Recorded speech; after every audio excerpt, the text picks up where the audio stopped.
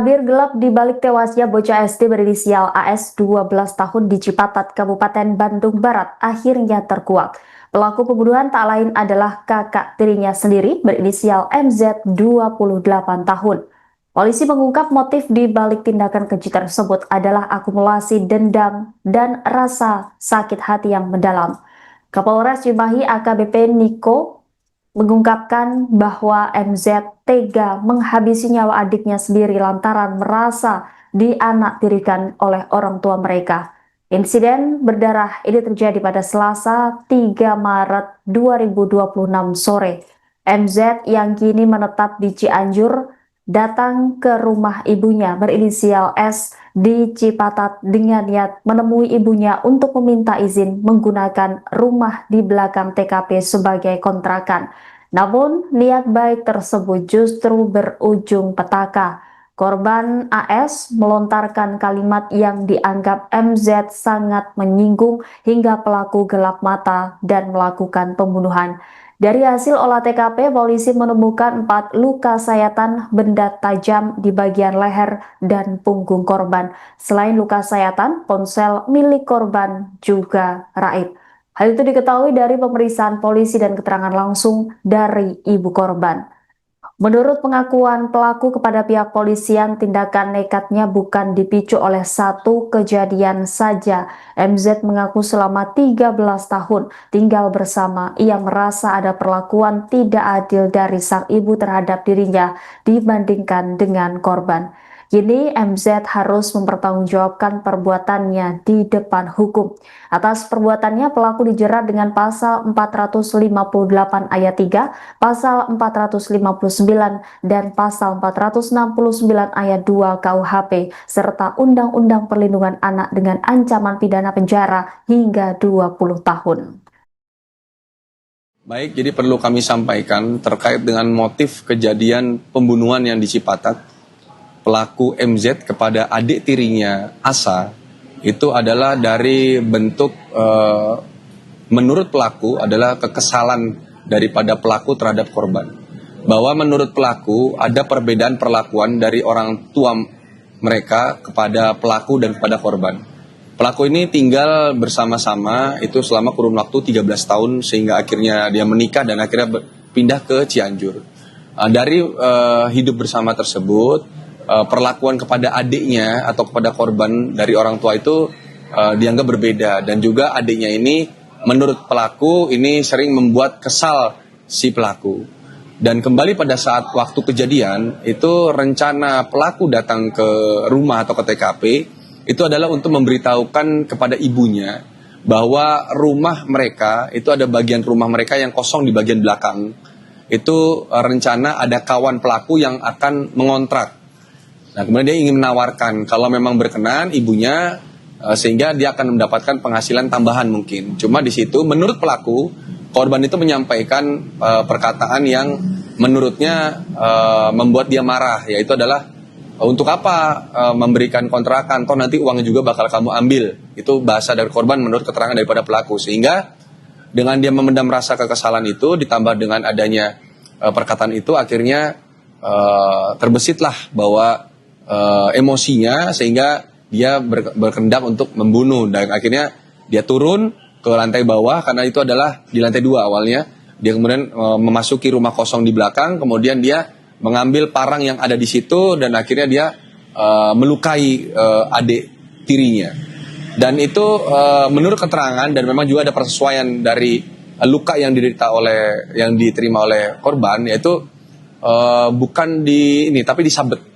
Jadi pelaku menyabet 2 kali yang akhirnya mengenai bagian leher dan kemudian juga menusuk akhirnya mengenai ke bagian punggungnya, dan juga ada beberapa tebasan yang akhirnya melukai bagian pergelangan tangan. Itu adalah bentuk upaya untuk menahan daripada korban.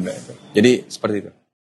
Tabir gelap di balik tewasnya bocah SD berinisial AS 12 tahun di Cipatat, Kabupaten Bandung Barat akhirnya terkuak. Pelaku pembunuhan tak lain adalah kakak tirinya sendiri berinisial MZ 28 tahun. Polisi mengungkap motif di balik tindakan keji tersebut adalah akumulasi dendam dan rasa sakit hati yang mendalam. Kapolres Cimahi AKBP Niko N. Adiputra mengungkapkan bahwa MZ tega menghabisi nyawa adiknya sendiri lantaran merasa dianaktirikan oleh orang tua mereka. Adapun insiden berdarah ini terjadi pada Selasa 3 Maret sore hari. MZ yang kini menetap di Cianjur datang ke rumah ibunya di Cipatat untuk meminta izin menggunakan rumah di belakang TKP sebagai kontrakan. Namun niat baik tersebut justru berujung petaka. Korban AS melontarkan kalimat yang dianggap MZ sangat menyinggung hingga pelaku gelap mata dan melakukan pembunuhan. Dari hasil olah TKP, polisi menemukan 4 luka sayatan benda tajam di bagian leher dan punggung korban. Selain luka sayatan, ponsel milik korban juga raib. Hal itu diketahui dari pemeriksaan polisi dan keterangan langsung dari ibu korban. Menurut pengakuan pelaku kepada pihak polisian, tindakan nekatnya bukan dipicu oleh satu kejadian saja. MZ mengaku selama 13 tahun tinggal bersama, ia merasa ada perlakuan tidak adil dari sang ibu terhadap dirinya dibandingkan dengan korban. Kini MZ harus mempertanggungjawabkan perbuatannya di depan hukum. Atas perbuatannya, pelaku dijerat dengan pasal berlapis, yakni dengan pasal 458 ayat 3, pasal 459 dan pasal 469 ayat 2 KUHP, serta Undang-Undang Perlindungan Anak dengan ancaman pidana penjara hingga 20 tahun.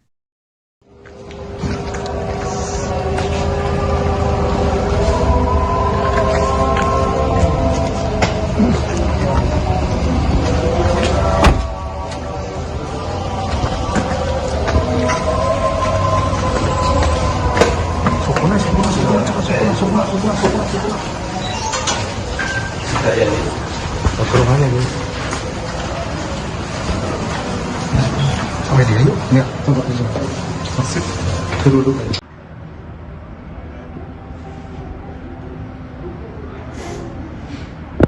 Bapak masih dibutuhkan. Tapi mah bisa.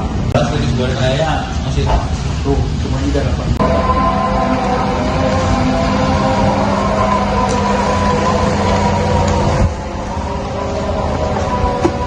Belum nyampe kan? Belum kan? Belum nyampe.